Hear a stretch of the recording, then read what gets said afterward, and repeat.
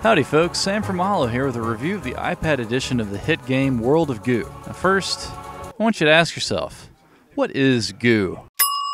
Is it like gack? Is it like the blob? Is it gross? No, goo is charming, it's sweet, it's helpful, and it's a useful construction tool.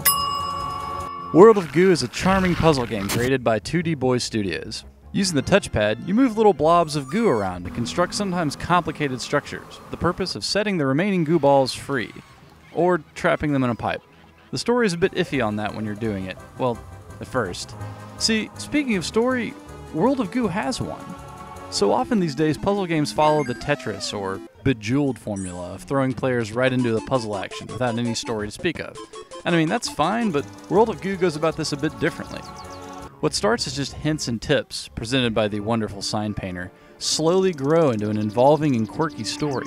The goo balls themselves become more than just a means to an end, but characters you actually care about. It's kind of amazing. Humor and character pour through every surface of the game, oozing over the gameplay and melting your heart. The closest game I can compare this to in terms of story and quality is Portal. I mean, that's like high praise right there, but I mean it.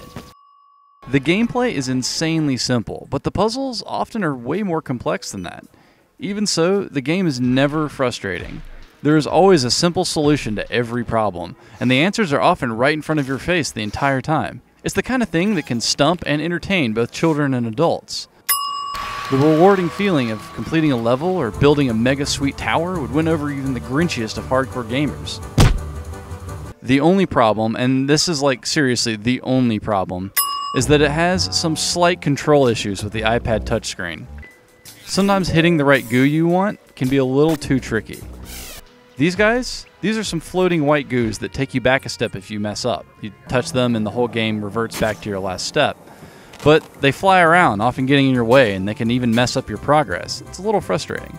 But you know, these nitpicky problems, while annoying, they're never bad enough to spoil anything important. This is perhaps not only the best puzzle game available for the iPad, but one of the best I've ever played, like period. In fact, while I'm writing this review, I kind of want to just keep playing it. I might even quit my job and shut myself in my room for a month. In fact, I'm doing that right now. Bye. I give World of Goo a 4.5 out of 5. Now go away. I'm playing it again. Goo.